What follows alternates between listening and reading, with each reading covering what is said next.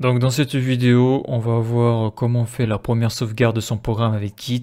On va faire ce que l'on appelle notre premier commit.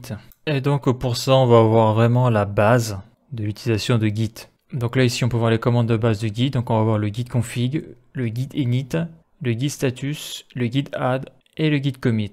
Donc ça, c'est vraiment une structure de base qu'il faut apprendre par cœur. Donc lorsque l'on fait une sauvegarde d'une version de son programme, eh bien on utilisera toujours cette structure là, sauf le git config qu'on ne fait qu'une seule fois. Mais à chaque fois qu'on prendra un dossier ou un répertoire dans lequel on mettra un programme, eh bien si on veut le gérer avec Git, il va falloir faire un git init, un git status, un git add et un git commit. Donc là je vais commencer déjà par le git config. C'est la première étape, donc c'est pour configurer les données de l'users. Donc c'est obligatoire, sinon le commit ne pourra pas se faire. Donc le commit, c'est lorsqu'on enregistre la version de son programme par le biais de Git. Donc ça on va le voir après. Donc ce que l'on va faire déjà, c'est configurer Git pour tous les projets. Alors tous les projets, ça veut dire quoi? Ça veut dire qu'à chaque fois qu'on utilisera un répertoire et qu'on voudra utiliser Git pour gérer notre code informatique, soit à chaque répertoire, il faudra remettre l'username et l'user email, ou soit on le fait de manière globale. Donc c'est important parce que lorsqu'on fait le commit, on aura deux renseignements pour savoir qui a fait le commit, c'est le nom de la personne et son email pour pouvoir le contacter. Donc là on va configurer Git pour tous les projets. Donc là je vais retourner sur Visual Studio Code. Donc une fois que tu es sur Visual Studio Code, donc là je vais prendre le dossier où il y a mon programme informatique. Donc c'est mes vidéos sur JavaScript. Donc là je vais faire fichier Open Folder, donc ouverture du fichier. Donc là je tombe sur cette fenêtre là et moi ce que je veux c'est celui-là, donc c'est Git 01, je clique dessus. Donc c'est le répertoire où il y a tous mes dossiers et tous mes fichiers de mon programme. Donc je sélectionne le dossier, voilà. Donc on l'a vu dans les précédentes vidéos JavaScript, j'en ai fait une trentaine de vidéos sur ce sujet-là.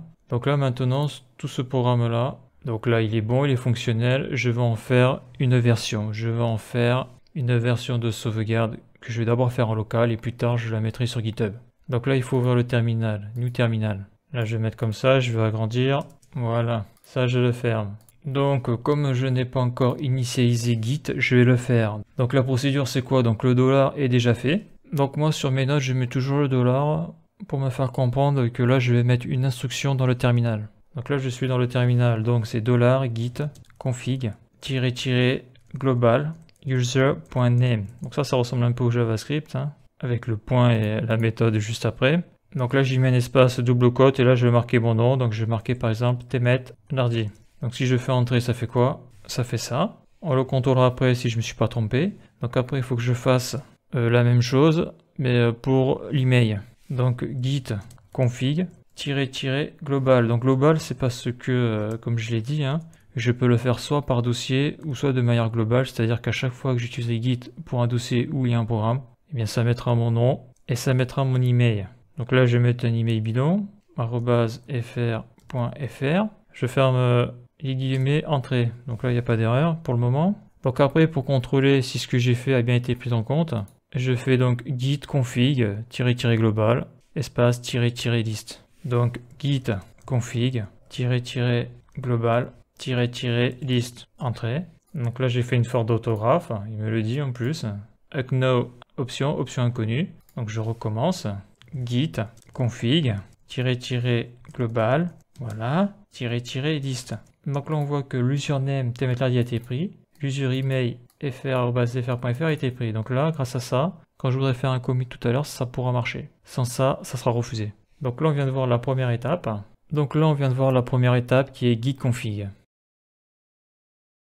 Maintenant qu'on a configuré Git, on va initialiser le répertoire. Ce que l'on appelle aussi initialiser le dépôt Git.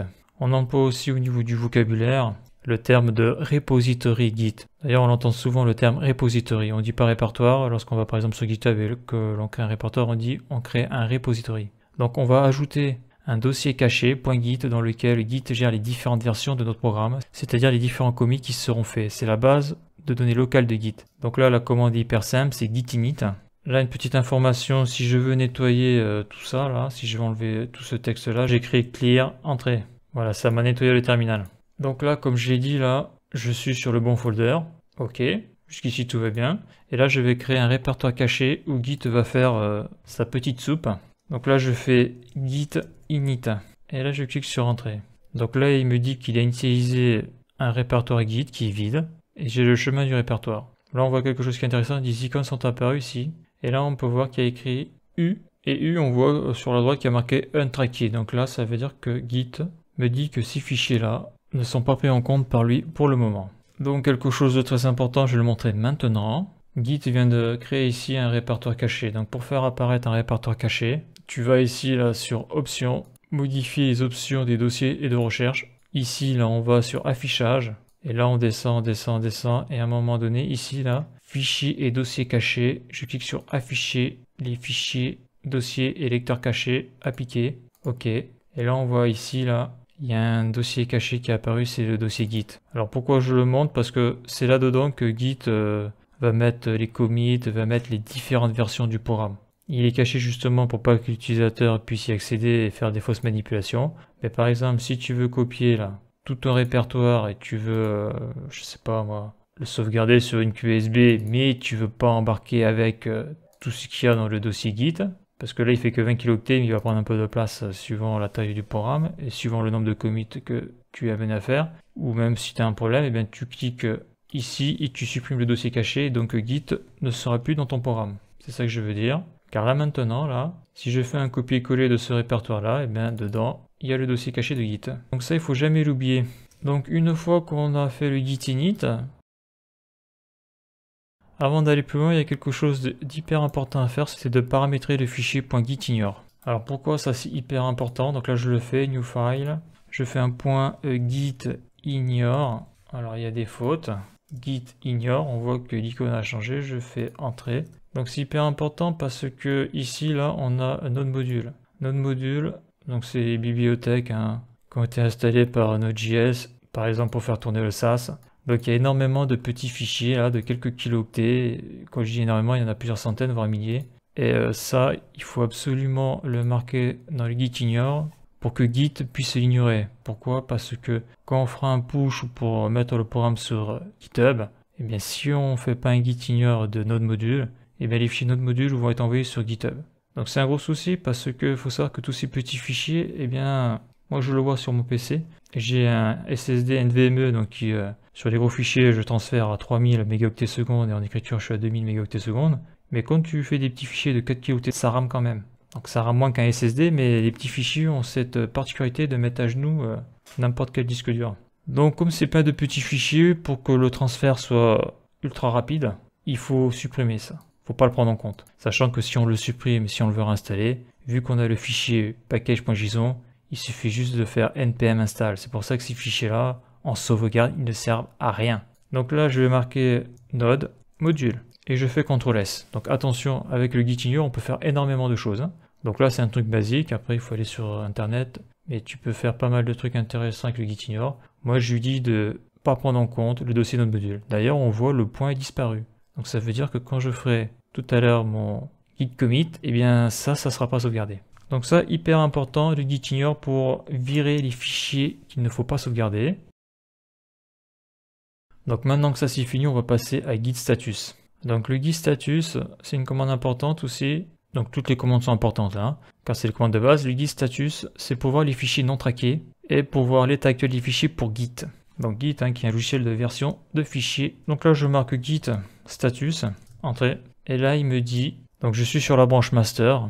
Il n'y a pas eu encore de commit sur ce programme-là, donc c'est des sauvegardes.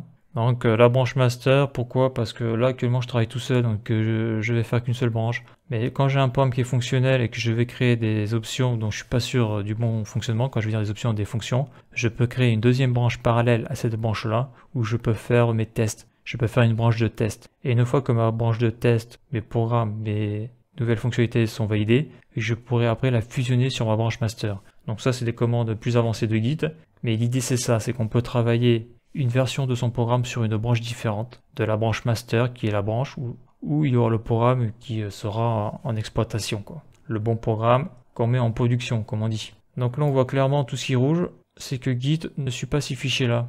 Donc voilà tous les fichiers que Git doit prendre en compte. Donc ça c'est important, quand ils sont pris en compte, ils seront de couleur verte. Donc là, une fois que ça c'est fait, on va passer au git add. Add ça veut dire ajouter en anglais. Donc là c'est un espace et un point. On va voir pourquoi je fais ça. Donc git add, c'est pour ajouter tous les fichiers modifiés dans le staging area. Alors c'est quoi le staging area? Donc j'ai mes petites notes.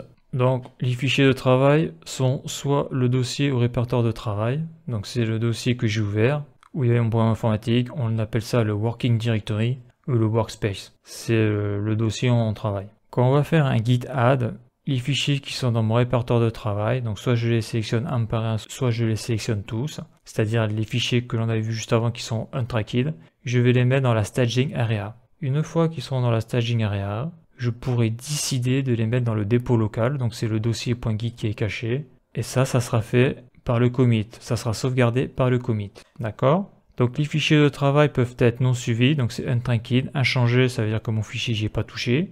Mon fichier je peux l'avoir modifié en rajoutant du code, et le fichier peut être indexé s'il est dans la zone d'index staging area. Donc là c'est ce que je vais faire. On a vu que sur le git status, mes fichiers ne sont pas traqués, donc ils ne sont pas indexés. Donc pour faire ça, qu'est-ce qu'il faut faire? Il faut faire un git add plus le nom du fichier. Donc ça c'est pour ajouter un fichier en particulier. Donc imaginons là je fais un git add et je vais indexer, je vais mettre dans la staging area panier.html. Donc je fais panier.html. Donc je fais entrer. Si je fais git status, panier.html sera vert. Donc je vais faire git status. On voit que panier.html est vert et que les autres ne sont pas pris en compte. Donc tu vois que le gros souci, s'il faut faire ça pour chaque fichier ou dossier, ça va péter un plomb. Donc il y a une autre commande qui est git add espace point. Donc ça veut dire que Git va mettre dans la staging area, dans l'index, tous les fichiers qui n'ont pas été pris en compte, c'est-à-dire tous les fichiers rouges. Là je clique sur entrée. Donc là il marque son truc là, un petit warning. Donc si je mets ça dans Google Translate, qu'est-ce qu'il me dit? Il me dit que LF sera remplacé par CRLF dans package docage.json. Ok, si tu veux. Donc c'est pas méchant en ce qui me concerne. Donc là maintenant, si je fais git status, tout va passer au vert. Donc là on voit que ici, là, donc je suis toujours sur la branche master, il n'y a pas de commit. Changes to committed. Donc là je fais un CTRL-C. Bon, parce que moi en anglais, j'ai fait 8 ans en anglais, mais je suis nul à chier. Donc modification à valider. Ok, et commit, ça veut dire quoi déjà? Committed, commit, ça veut dire commettre, engager, bon ça veut rien dire quoi. Donc ça, une fois que ça c'est fait, ben, on va revenir sur la procédure. Donc je vais le montrer maintenant, je peux enlever un fichier avec le git reset.